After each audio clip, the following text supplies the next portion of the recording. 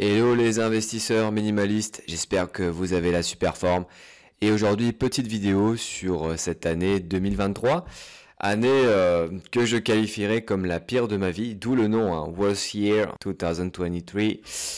C'est important pour moi de partager à la fois des vidéos où je réussis, sur mes investissements, sur mon budget, dans mes choix de vie, mais très important aussi de partager les moments compliqués, parce qu'il y en a dans la vie d'un investisseur ou dans la vie d'une personne ordinaire, que ce soit sur le plan financier ou personnel, il y a toujours des choses qui peuvent arriver.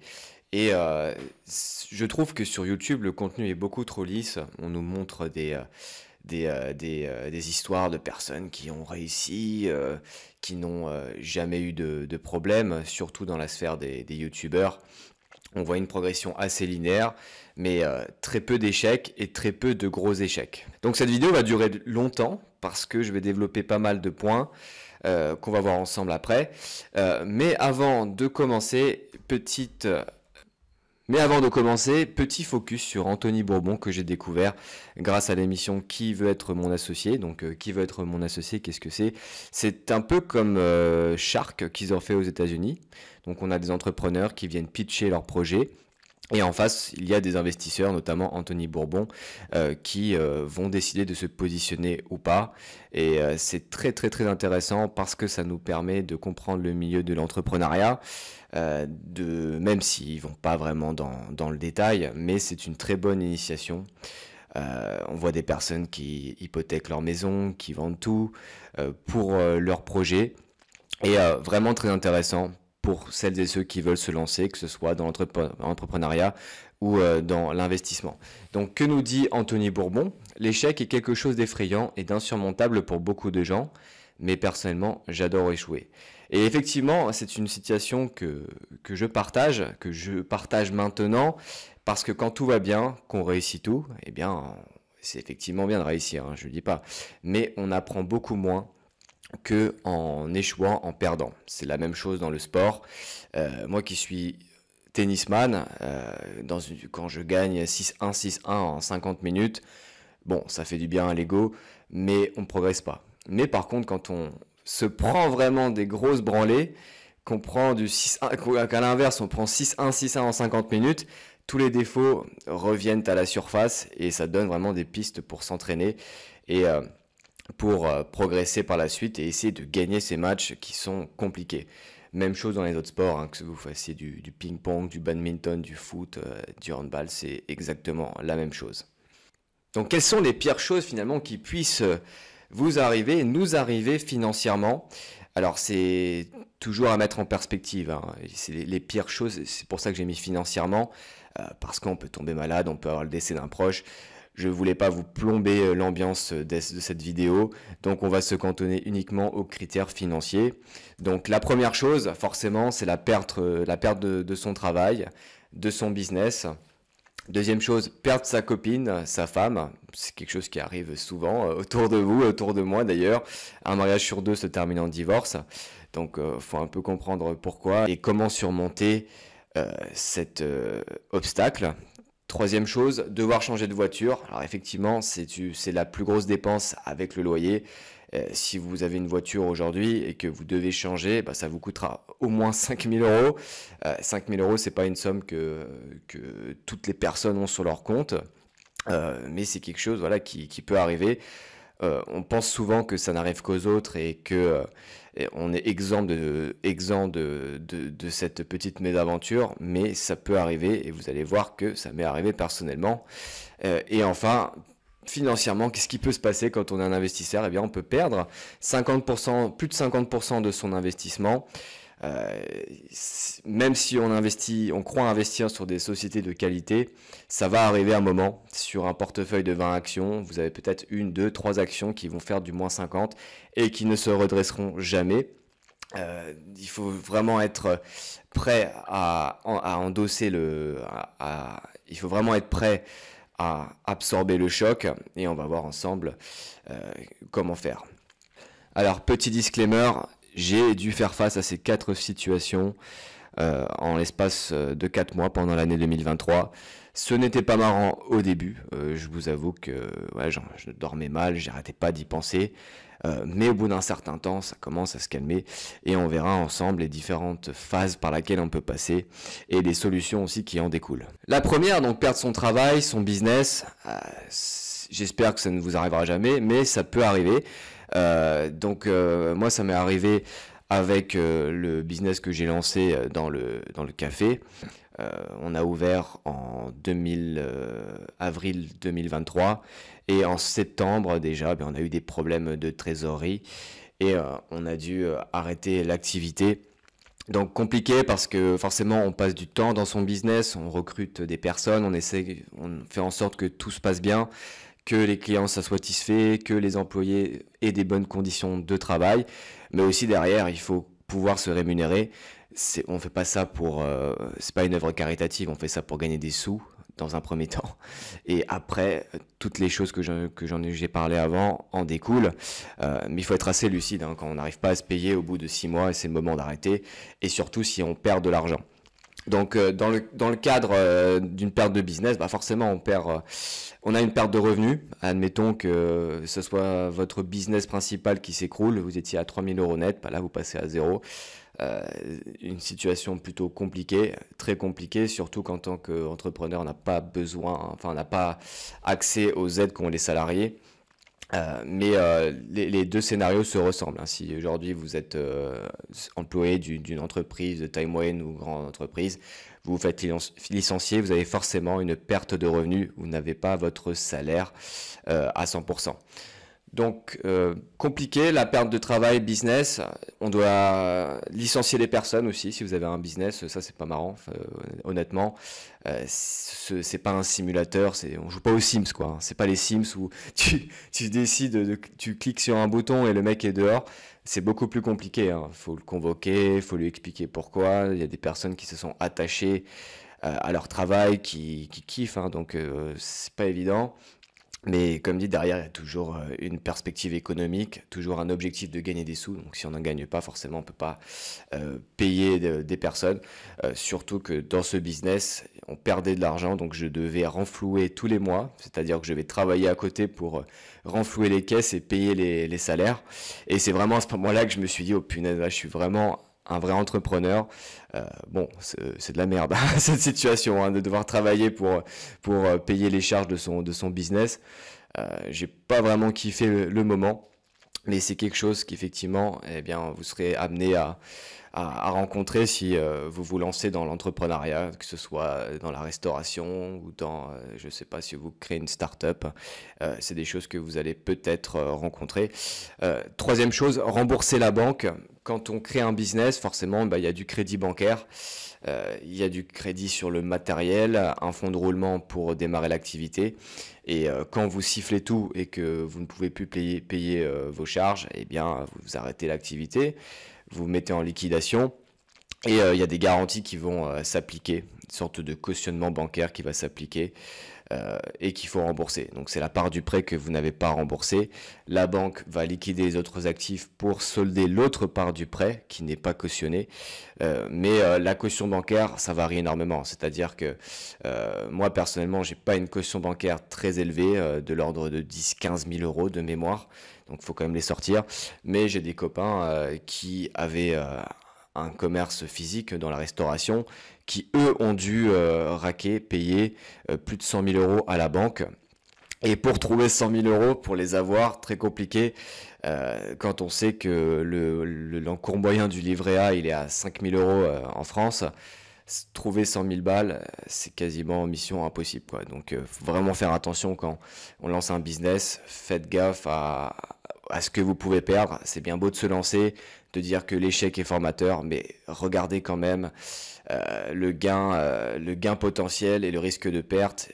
Et idéalement, il ne faut pas que les cautions bancaires dépassent plus de 50% de votre patrimoine, sinon vous allez vous retrouver chez votre tante à dormir sur le canapé et à manger de la soupe tous les soirs.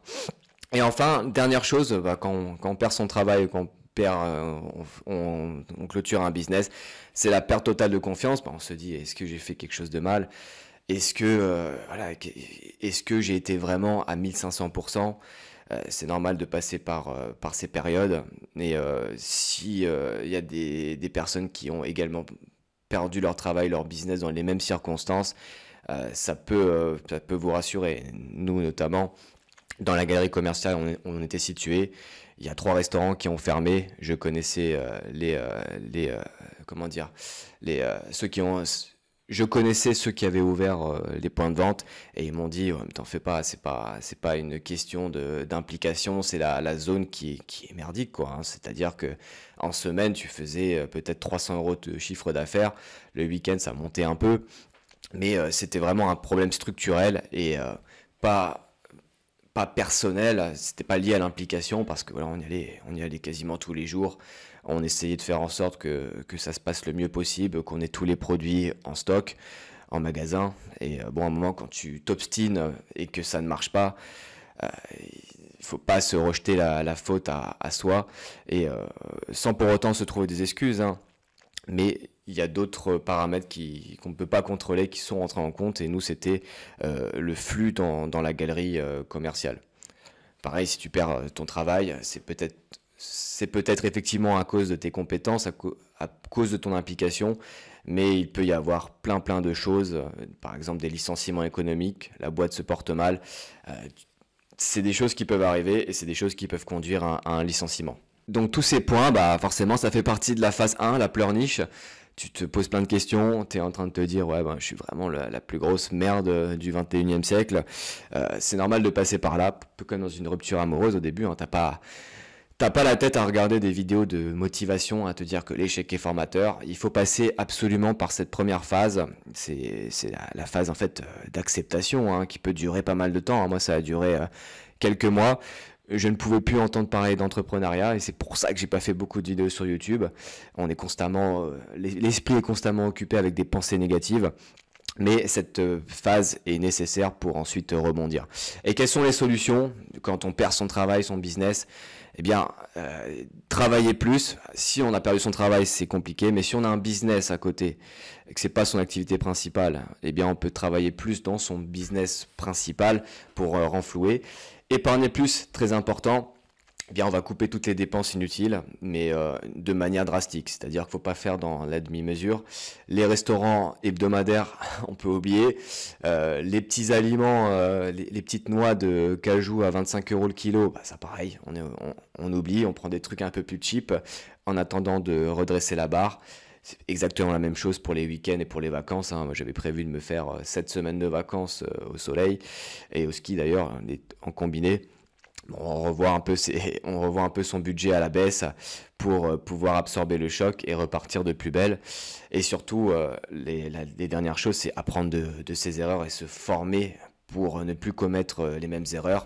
Dans le business, ouais, ça a été vraiment comment dire, j'ai pris conscience que je m'étais surdiversifié, que c'était l'activité de trop. C'était à 1 heure de chez moi, je n'avais pas la main mise sur le business, je savais pas du tout ce qui se passait là-bas. Les personnes plantaient des arrêts maladie à tir larigot, donc forcément quand on a personne au magasin, on est obligé de remplacer. Très compliqué, surtout que j'ai toujours mon activité de coach de tennis qui commence à 14 heures, donc je me retrouvais à faire 7 h 13 h au café, à prendre la voiture, à aller donner des cours. C'est pas bon du tout. Ce n'est pas bon du tout pour l'équilibre mental, surtout quand on se paye pas dans son activité. Bon, on fait ça gratuitement et après on va bosser pour renflouer derrière. C'est pas le scénario le plus adéquat. Et le plus important, se former. Forcément, regarder ce qu'il s'est passé, essayer de tirer les enseignements à froid. Nous, ça a été vraiment l'emplacement dans le business physique. Le numéro 1 des critères, c'est l'emplacement. Le numéro 2, c'est l'emplacement. Le numéro 3, c'est l'emplacement. Tu peux vendre n'importe quoi. Si tu as un bon emplacement, eh bien ça va forcément marcher, plus ou moins bien en fonction de ton produit. Et le produit, dans ce genre de business, il est vraiment secondaire. C'est vraiment l'emplacement qui va rentrer en compte. Et nous, on a fait, a posteriori toujours, hein, on a fait l'erreur de s'implanter dans une zone commerciale uniquement axée, comment dire, grande distribution, c'est-à-dire qu'à part le magasin, il n'y avait pas grand-chose, quoi. Il y avait le magasin, il y avait la grande distri où les gens faisaient leurs courses. On avait d'autres magasins d'ameublement, de baskets, de fringues, mais pas d'activités, de loisirs qui drainent énormément de trafic, le mercredi notamment. On a souffert énormément le mercredi en termes de chiffre d'affaires, mais avec un bowling, un karting, bah, le mercredi tu fais le plein et tes objectifs financiers, tu les atteins très facilement parce que tu as ce flux organique qui arrive, quoi, des personnes qui font du karting, du bowling, du laser game. Ça, c'est vraiment quelque chose de très très important quand on implante un business physique dans une zone commerciale.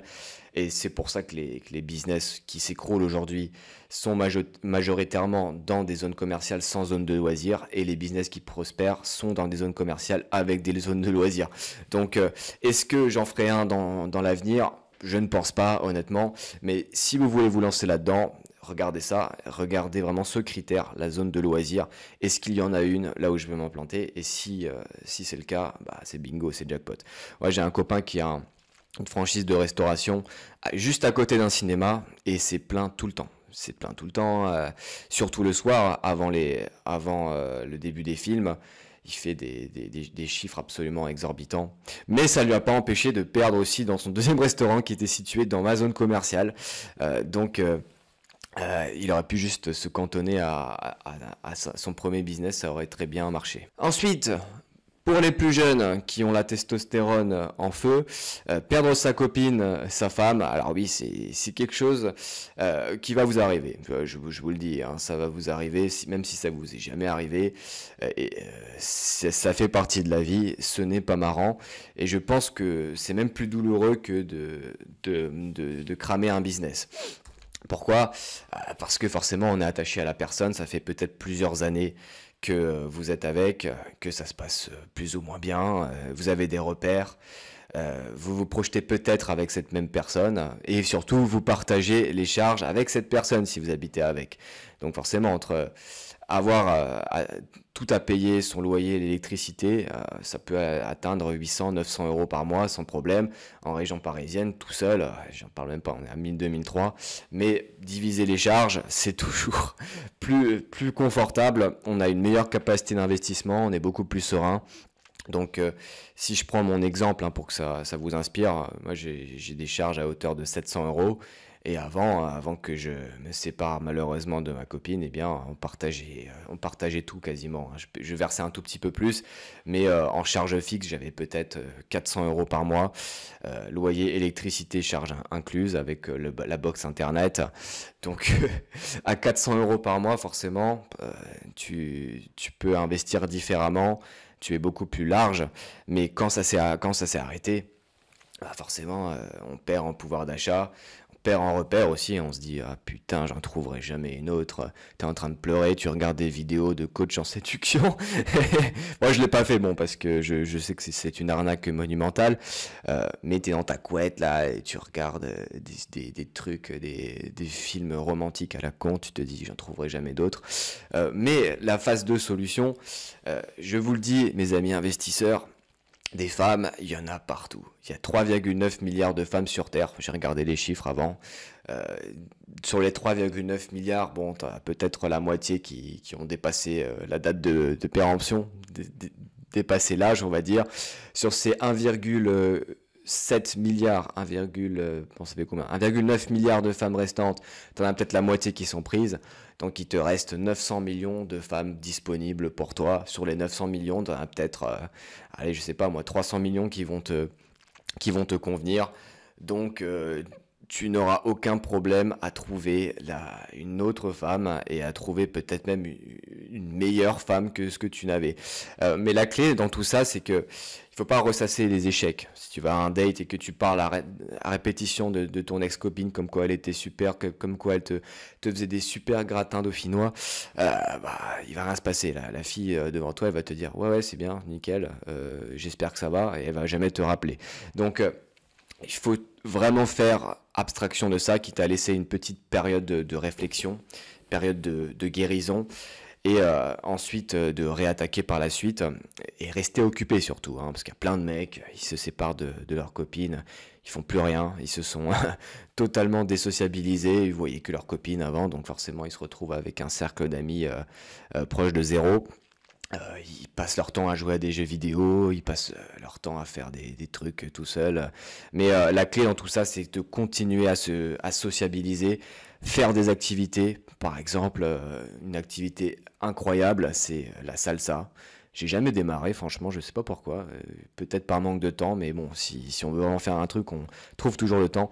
Mais la salsa, des cours de théâtre, des cours de langue, du sport aussi, hein, petit disclaimer, hein, si vous voulez rencontrer des meufs, faites du tennis. Je suis très bien placé pour le dire.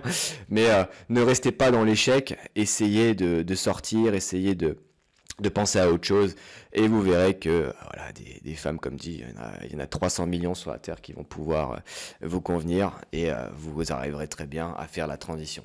Et la dernière chose aussi, c'est forcément combler la perte de revenus. Combler la perte de revenus, très important, hein, si vous aviez un loyer à payer et que vous le divisiez par deux, c'était beaucoup plus confortable. Et maintenant que vous devez faire face à toutes les dépenses, il y a plusieurs choses à faire, hein. Donc soit vous bossez plus, vous avez la capacité de bosser plus et vous gagnez plus d'argent. Ça, c'est le cas pour les personnes qui sont à leur compte, mais si vous êtes salarié, que votre salaire est plafonne et que vous n'avez pas de bonus, eh bien, ça peut être un peu plus compliqué. Donc, éventuellement rechercher une surface plus petite. Moi, par exemple, ça ne me dérange pas d'habiter dans un 30 mètres carrés provisoirement. J'aime bien me mettre en difficulté de me dire ah là par exemple je suis en difficulté mais je kiffe la difficulté, j'adore me restreindre en fait, hein. J'adore me laisser 250 € sur mon compte pour faire les courses et les restos parce que je me dis ah, c'est bon, je suis restreint en termes de budget, donc je ne dépense pas n'importe comment. Donc voyez comment on pouvait faire, voyez s'il n'y a pas éventuellement un truc un peu plus petit ou bien si vous pouvez envisager la colocation, mais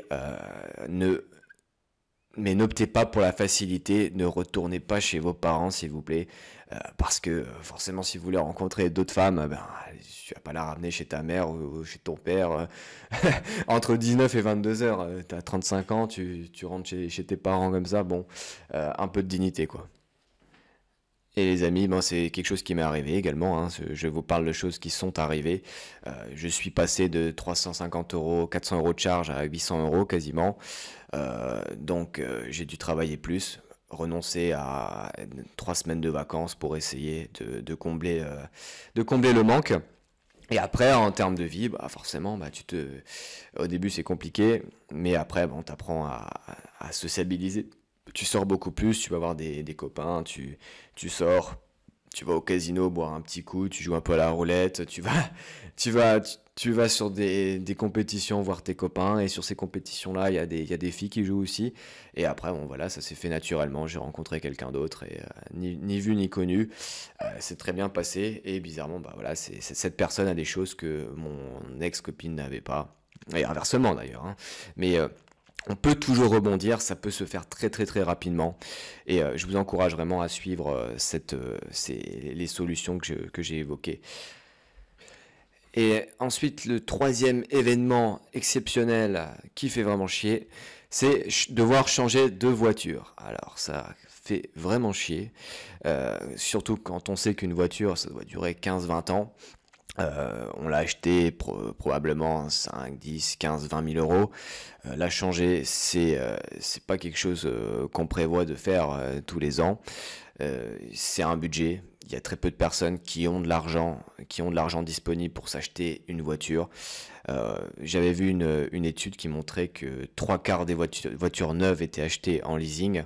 Euh, pour les voitures en occasion, on n'est peut-être pas sur 3 quarts, on est sur 1 sur 2. Voilà, crédit à la consommation. J'achète ma voiture. Donc c'est quelque chose qui est hautement imprévisible, hein. C'est un signe noir, comme le disait Taleb Nicolas Nassim, mais il faut être prêt à surmonter ça. Donc forcément, la phase numéro 1, c'est la pleurniche. On perd 5 000 euros. Voilà, 5 000 euros, c'est une somme. Si vous arrivez à épargner 200 € par mois, bah, ça représente quasiment 2 ans d'économie juste pour s'acheter une voiture. Je compatis à la douleur, moi ça m'est arrivé, donc voilà, je parle sans filtre et je suis comme vous. C'est une perte de temps aussi, hein, parce que vous allez, quand elle commence à avoir des problèmes, vous faites des allers-retours au garage, vous faites remorquer quand ça tombe en panne. Je suis tombé 3 fois en panne en l'espace d'un mois avant qu'elle claque définitivement. Et ensuite, même quand on change de voiture, eh bien, il y a la peur constante de tomber en panne. Alors on regarde, quand il y a un bruit un peu suspect, on se dit oh putain, je vais de nouveau devoir appeler le remorquage. J'ai déjà utilisé mon joker avec l'assurance pour le remorquage. Ça va être pour moi cette fois-ci. Donc non, c'est pas des bonnes comment dire conditions pour vivre tranquillement. Mais bon, ça fait partie du jeu. Et les solutions pour ça, donc déjà très important, et là je suis content de l'avoir fait, c'est d'avoir 5 000 € éventuellement. Moi c'est le prix de ma deuxième voiture, ma voiture de remplacement, d'avoir la somme disponible sur son compte pour pouvoir l'acheter cash et éviter d'avoir recours à un crédit à la consommation, notamment si vous voulez acheter de l'immobilier, si vous voulez ouvrir un business. Si vous avez un crédit à la consommation, eh bien ça va faire diminuer votre capacité d'endettement et donc votre capacité à avoir ce prêt. D'autant plus que voilà, avoir un crédit à la consommation avec un taux à 15%, vous vous faites dégommer. Perte de revenus, etc., etc. Vous avez le fardeau de la dette tous les mois et c'est une configuration qu'on essaye d'éviter au maximum. Donc, deuxième solution, c'est bien entretenir votre voiture. J'ai pas été un super élève là-dedans, c'est-à-dire que peut-être en 10 ans, j'ai dû faire une fois ou deux la révision. Il y avait le contrôle technique, mais ça va pas en profondeur, hein. Ils testent d'autres choses dans le contrôle technique, mais je l'ai fait une ou deux fois et forcément à un moment, tu as le moteur qui lâche et tu ne peux t'en prendre qu'à toi-même. Et enfin, prévoir des réparations sur une voiture d'occasion. Moi, ce que j'essaie de faire, c'est prévoir au moins 800 € de réparation à l'année. Donc, ça peut être les freins là, que j'ai changé dernièrement. Ça peut être plein de choses, hein. Ça peut être la courroie, même si c'est un peu plus cher, mais prévoyez à chaque fois 800 €. Ça vous aidera à dormir tranquillou. Vous le mettez sur un compte à part. Et ensuite, si un malheur arrive, que vous devez aller au garage, ben vous serez déjà préparé mentalement et physiquement d'ailleurs à débourser la somme. Et la voiture, c'est extrêmement important parce que c'est ce qui permet d'aller au travail. Si vous n'avez pas de voiture, eh bien, vous pouvez rien faire, hein. Vous pouvez pas aller travailler. Si vous voulez aller voir des copains, vous pouvez pas. Vous devez prendre le bus, franchement. Et avec les gonzesses, bon, si t'as pas de voiture, t'as déjà 10 points en moins, donc tes 300 millions de femmes disponibles, elles vont se transformer en 10 millions. Donc essaye vraiment d'avoir une bonne voiture que tu entretiens, mets de côté pour l'achat d'une autre voiture si tu vois qu'elle commence un peu à frémir et ça te permettra de passer cette épreuve sans le moindre problème. Et enfin, le dernier signe noir, c'est perdre 50% de son investissement en bourse, hein. Donc on parle de bourse sur cette chaîne. Quand on fait de l'investissement, ça fait partie du jeu. On ne peut pas tout le temps gagner. C'est-à-dire que sur 20 investissements, tu vas peut-être en avoir 10 qui vont très bien performer, 5 très moyennement, et tu as 5 boîtes qui vont s'écrouler, qui vont faire du moins 50, même du moins 100%. Mais ça fait partie du jeu. La plupart des débutants, quand ils commencent et qui perdent des sous, eh bien ils disent la bourse c'est pas pour moi, je vais faire de l'immobilier, c'est beaucoup plus sûr. Dans l'immobilier, il y a aussi des personnes qui se viandent méchamment, des personnes qui achètent des appartements dans des zones tendues, qui ne trouvent pas de locataires ou bien des mauvais payeurs et qui se retrouvent à payer l'intégralité de la mensualité et qui doivent vendre par la suite. Donc l'immobilier c'est aussi des risques et je dirais même que c'est plus risqué que la bourse parce que on n'a pas cette possibilité de diversification. C'est-à-dire que quand tu mets 200 000 € dans un bien, tu as 200 000 € posés à rue de Albert au Schnock ou je sais pas quoi. Tu as 200 000 posés dans cette rue uniquement dans un unique emplacement. C'est la même chose dans un business physique. La franchise que j'avais, c'était 300 000 € uniquement dans cette zone commerciale, alors que la bourse, eh bien, ça te permet de faire, si tu as 300 000 €, tu peux mettre 15 000 sur 20 entreprises et tu es bien diversifié. Mais perdre 50% de son investissement, c'est tout à fait normal. Mais du coup, j'en parlais, l'importance de se diversifier. Si vous faites du stock picking, que vous achetez vous-même vos actions, des actions individuelles, il faut se diversifier. Il n'y a pas vraiment de nombre exact, de nombre optimal, ça dépend de chaque investisseur, mais au moins 10 actions bien diversifiées dans des secteurs diversifiés, dans des zones géographiques diversifiées. Par exemple, en ce moment, j'ai du L'Oréal, du LVMH, du Hermès en France, et aux États-Unis, Visa, United Health Group, Microsoft, MSCI, Lowe's Co, plein de boîtes comme ça, donc ça fait environ 12 entreprises très bien diversifiées et dont l'objectif est de battre les ETF, parce que quand on fait de l'investissement en actions individuelles, il faut réussir à battre le marché, sinon ça sert absolument à rien. Si on prend l'exemple de Johnson Johnson, bon, on est à 40% sur 5 ans. Le S&P 500, les 5 dernières années, il a fait 80. Donc aucun intérêt de prendre ce genre d'action. Pareil pour Procter & Gamble, Coca-Cola. Même si on nous les vend comme voilà l'investissement de Warren Buffett dans le cas de Coca-Cola, ça sert à rien. Il faut aller sur des entreprises qui ont une excellente croissance, une hausse des bénéfices, des marges nettes impressionnante, de plus de 30%, c'est l'idéal. Et c'est le seul, le seul avantage sur les actions individuelles, c'est de battre le marché. Sinon, prenez des ETF. Prendre des ETF, c'est important parce que c'est bien diversifié. Ça peut constituer votre retraite, hein. Par exemple, mettre sa retraite sur Microsoft, Apple, moi je suis pas trop fan quand même. Je le vois plus comme un levier pour augmenter mes performances, mais prenez des ETF, 50% ETF et 50% actions individuelles pour les plus aventuriers. Et vraiment pour les moins aventuriers, faites 100% ETF, un ETF S&P 500 dans le PEA, vous mettez 200, 300, 400, 500 en fonction de votre pouvoir d'investissement. Vous mettez ça tous les mois et à la retraite, on se reparlera, vous serez à plus d'1 million sans problème.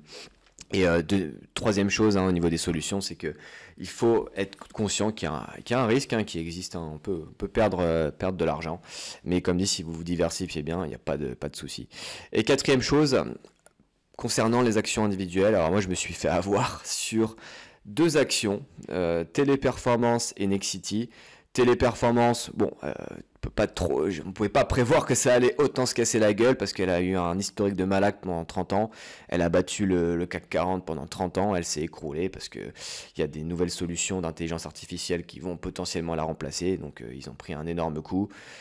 Mais là où j'ai vraiment, vraiment foiré, c'est Nexity, promoteur immobilier. Dans un contexte de hausse des taux d'intérêt, j'avais vu un dividende à 16% et je me suis dit, bon, ils ont quand même un historique depuis 2006, ils ont versé en 2009, il ne peut rien m'arriver là-dessus, donc 16% c'est un peu risqué, mais j'ai mis dessus. Et là, ils ont annoncé pour 2024 une coupure du dividende, donc voilà, tes 16%, finalement, même s'ils reversent l'année d'après, bah, tu es quand même perdant, quoi. Surtout qu'ils ne vont pas reverser au niveau actuel, tu perds de l'argent. Et ce qui s'est passé, donc voilà, sur Téléperformance, j'ai fait moins 60%, ça fait une moins-value de moins 1200 euros. Et sur Nexity, moins 52% pour une moins-value de 1500 euros. Donc en tout, ça fait 2500 euros de pertes qui sont bien réelles, hein, sur mon portefeuille. Si j'avais mis tout cet argent sur L'Oréal, LVMH et les trucs que j'achète maintenant de meilleure qualité, même sur Air Liquide, j'aurais été à plus 40, plus 50% sans problème. Et voilà, ça permet de faire d'autres choses aussi, hein. Avec une petite plus-value de 4-5 000 euros, bien tu envisages différemment. J'aurais pu m'acheter ma petite voiture sans problème et j'aurais pu aussi pallier à la perte de pouvoir d'achat liée à la séparation avec ma copine. Donc pour le stock picking, ne cherchez pas les gros dividendes. Alors là j'ai fait un énorme ménage dans mon compte titre, hein. Tous les trucs à fort dividende, j'ai tout vendu. Je me suis mis sur des actions dynamiques avec des belles perspectives de croissance, quitte à avoir un rendement de 1 à 2% sur le dividende. Mais c'est largement mieux que essayer de chercher du 16-17%. Surtout que c'est pas tenable sur le long terme. Et diversifiez bien sur des ETF, diversifiez sur un ETF S&P 500, un CAC 40 si ça vous plaît, et vous verrez que vous serez très très très rentable à long terme et vous ne tomberez jamais dans une de ces deux situations où vous faites moins 60, moins 52%, même si ça peut arriver. Donc le bilan de cette année 2023, je pense que honnêtement c'est la pire année. C'est difficile de faire pire.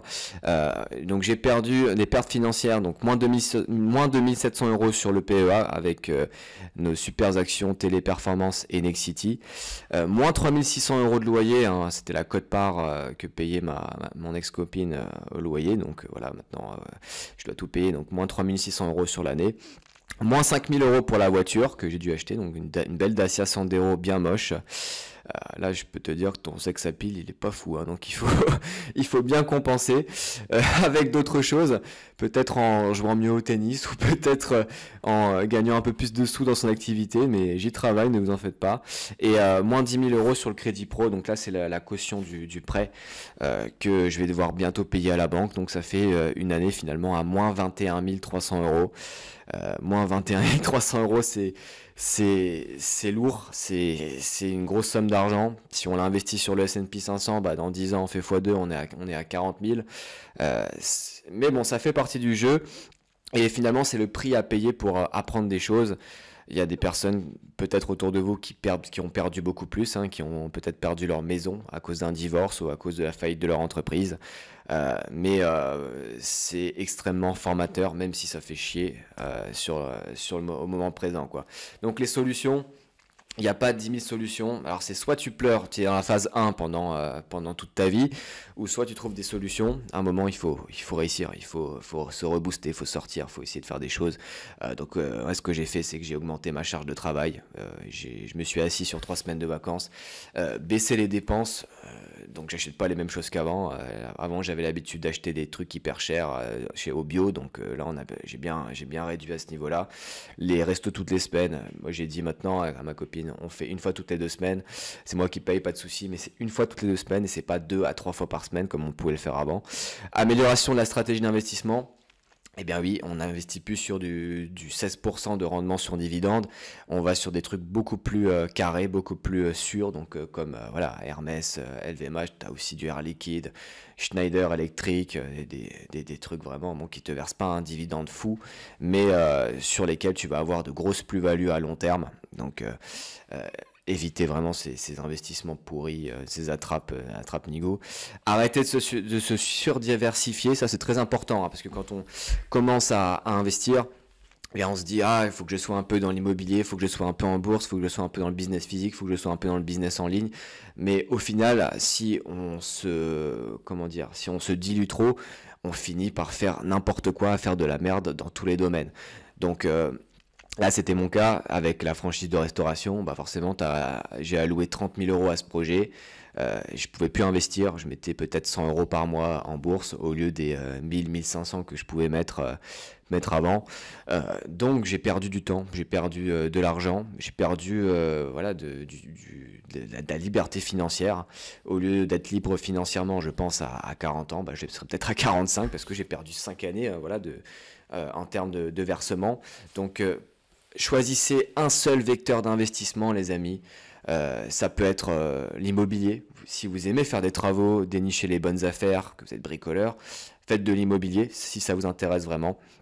Si vous êtes plus dans la passivité et que l'investissement virtuel vous convient, bah, la bourse, hein, forcément, vous vous concentrez sur une seule stratégie pour commencer. Ça peut être les ETF. Vous mettez 500, 800, 1000, en fonction de votre pouvoir d'achat, d'investissement, vous allouez toute cette somme-là à une seule ligne d'ETF, vous faites ça pendant 5 ans, et ensuite, une fois que vous avez atteint un capital plutôt intéressant, je pense 50 000 euros, eh bien là vous pouvez commencer à vous dire, allez, peut-être que je vais faire un peu d'action individuelle pour essayer de battre le marché, mais n'allez pas gaspiller votre énergie, votre argent dans des projets à gauche et à droite. J'ai plein de copains, ils font du bricolage, quoi. Ils ont leur taf, ils investissent un peu en crypto, ils investissent un peu dans les startups, dans le club, dans le Blast Club de Anthony Bourbon, hein, j'ai pas testé, hein, il doit être très bien. Ils investissent dans des actions individuelles, ils font du trading, ils font tout et n'importe quoi, et tu les revois 10 ans plus tard et ils sont toujours au même stade. Ils ont peut-être beaucoup gagné en crypto, mais ils ont beaucoup perdu en immobilier parce que c'était pas leur domaine, beaucoup perdu dans la franchise de restauration comme moi parce que c'est pas leur domaine, voilà, parce que pas de chance, quoi. Donc concentrez-vous sur une seule chose et essayez d'être le meilleur dans ce pilier, et vous verrez que les résultats seront exceptionnels. J'ai toujours l'habitude de citer Donald Reed, l'investisseur américain qui est maintenant décédé. Mais qu'est-ce qu'il a fait, Donald Reed? Il avait un taf à une station-service. Il mettait l'essence. Il mettait l'essence dans les voitures, il travaillait un peu à côté, il avait un train de vie très modeste, mais il se concentrait uniquement sur l'investissement en bourse. Donc il a acheté du Procter & Gamble, Johnson & Johnson dans les années 80, 90, voire même un peu avant. Et le mec, il a fini avec 8 millions d'euros de capital à la retraite quand il est mort, hein, donc à 76 ans.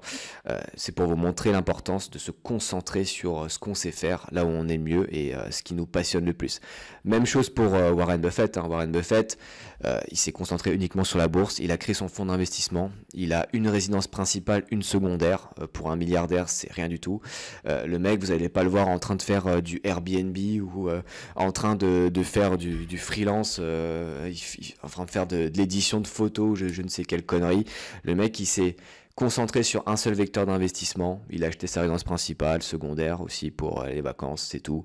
Et voilà, c'est le meilleur dans son domaine. Et on peut pas nier voilà, que la concentration sur un seul type d'investissement est payant. Et enfin, dernière chose sur les femmes, voilà, c'est marrant, mais c'est pas une raison de vivre.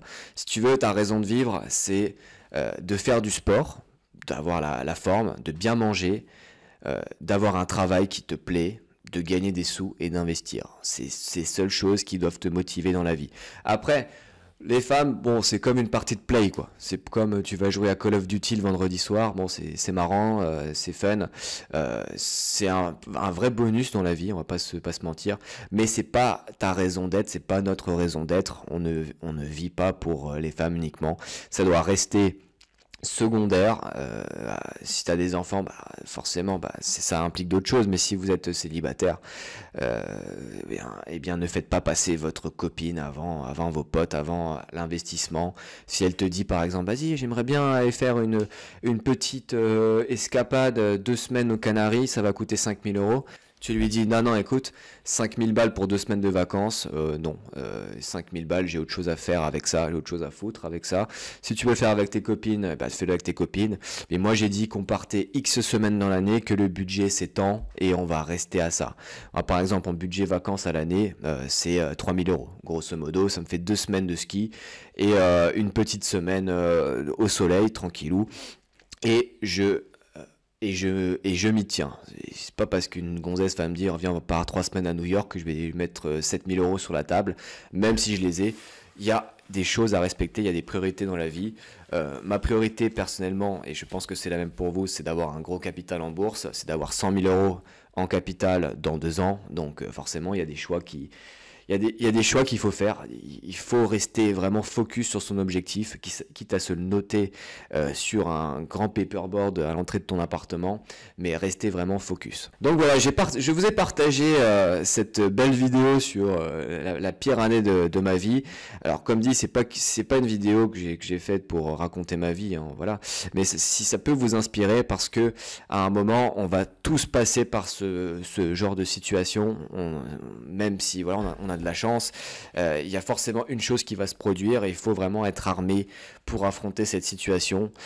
Si vous vivez ces situations actuellement, eh bien sachez que vous n'êtes pas seul et que si vous mettez en place des solutions, que vous rebondissez, eh bien vous y repenserez dans 1 ou 2 ans et vous direz ah, non, c'était vraiment pourquoi est-ce que j'ai réagi comme ça, c'était vraiment du pipi de chat par rapport aux vrais problèmes qu'on peut avoir. Et là je reviens souvent sur ça, mais en France on n'a pas de vrais problèmes. Les vrais problèmes, c'est quoi? C'est les chars russes qui arrivent, qui débarquent, qui passent la frontière. Ça, c'est un vrai problème. Un autre problème, c'est quoi? T'as un cancer du pancréas. Troisième autre problème, le décès de tes proches. Là, on est d'accord, ce sont des vrais problèmes. Et là, j'ai pas de, comment dire, je suis pas coach de vie, je sais pas comment faire face à ce genre de choses. Il faut peut-être aller voir un professionnel. Mais pour tous les problèmes que j'ai énoncés dans cette vidéo, c'est des problèmes qui sont largement surmontables. Il faut accepter la première phase, la phase de deuil, et la phase numéro 2, où là, on met les actions en place, on apprend de ses erreurs, et ensuite, on rebondit de plus belle, et on nique absolument tout. Donc voilà. J'espère que cette vidéo vous aura plu. N'hésitez pas à me partager vos commentaires. Je pense qu'ils seront nombreux. C'est une vidéo assez longue. On fait pas de blabla sur cette chaîne, hein. Donc partagez vos commentaires. Et si vous voulez commencer à vous former en bourse, eh bien vous avez le lien dans la description pour les 3 jours de formation offerte. Et concernant le livre dont j'avais parlé dans la dernière vidéo, il est terminé. J'ai plus qu'à faire la page de couverture. Donc là, je suis en train de voir avec un freelance s'il peut me la faire. Et il sera disponible sur Amazon KDP très prochainement. Je vous le ferai savoir, bien entendu. Et dans ce livre, eh bien, on passe en revue exactement ce genre de piliers, donc choix du partenaire amoureux, comment économiser son argent, comment bien manger. Ça, c'est vraiment tous les piliers qui conduisent finalement à vivre une vie enrichissante sans tomber dans les pièges du système qu'on verra ensemble dans ce livre. Donc merci d'avoir visionné cette vidéo jusqu'à la fin. Faites-moi un petit signe si vous, si vous êtes arrivé à la fin, un petit commentaire, ça fait plaisir. Et à bientôt les amis investisseurs. Ciao ciao.